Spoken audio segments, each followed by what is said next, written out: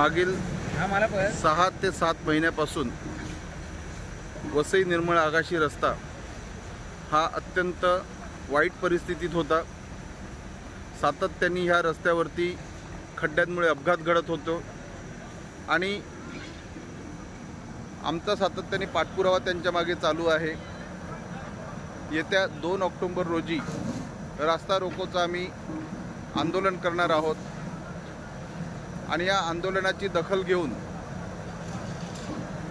PWDच्या माध्यमातून, सार्वजनिक बांधकाम विभागाच्या माध्यमातून तातडीने अशी रस्त्याची दुरुस्तीचे काम चालू आहे।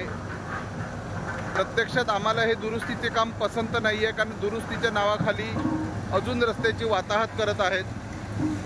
परंतु कुठेतरी आंदोलनाचा धसका ह्यांनी घेतलेला आहे।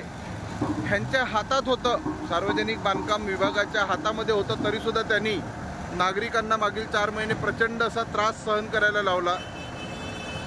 परंतु आता हे रात्रीच्या पोटात हे काम करत आहेत। नक्कीच प्रशासन कुठेतरी आंदोलनाचा प्रशासनाने धक्का घेतलेला आहे।